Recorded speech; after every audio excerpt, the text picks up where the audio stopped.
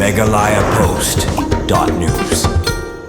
Shibenta ke Rakhe ya ka Meghalaya de ke bade ke sengi ba ke jala kala yo ya la ke jong ke jala ka bapura ha ka arphoi tarik kulan kot khat khandai spa nyu puar par mata ke sengi kum ke Rakhe ya ke ni ke sengi gerpang ka Ophis u district sports officer ka Bhoi ringkat ke Trelang bat ka Ophis u deputy commissioner kila Pynlong ya ke mare marathon ke tip kum ka Meghalaya de lasdang ya ke ni ke marathon na lebai market dulongar ba lapen kot ha indoor stadium ningkadai nongpo ha ke jingai ke ba nyu kilometer Lawan menpeli bajba ya kini ka Meghalaya di run dau Abilash Baranwar badi Deputy Commissioner Kariboi District ha ke jingedan kat lang ba Bobby L Nongbet DSO Kariboi lembat kibe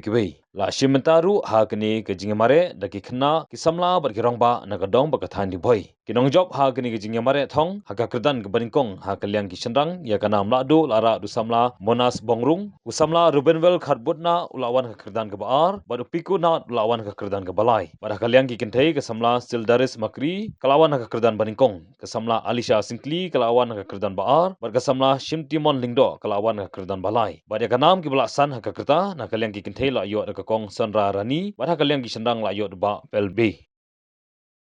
and the office of the Deputy Commissioner. I would like to welcome each and everyone who could make it to this 25. Our beautiful state of Meghalaya has achieved the 53rd year of statehood, moment of honor to the history, culture and achievements of the state. Thank you so much for those who have prepared to participate in this one. And also I would like to welcome and thank our Deputy Commissioner who has braved this chilly morning weather to flag off this Meghalaya Day Run 2024. 1, 2, 3.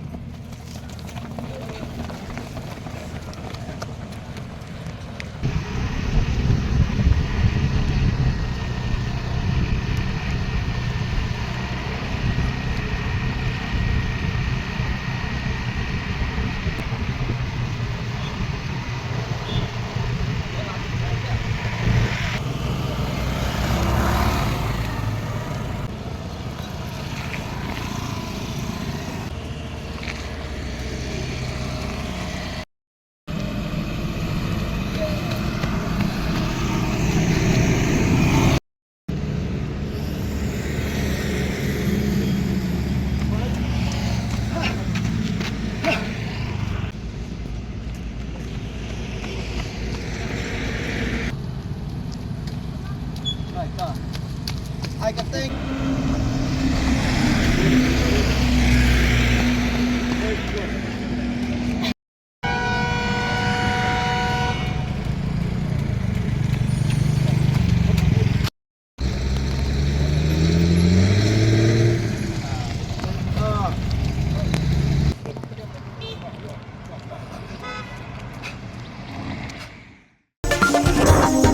meghalayapost.news.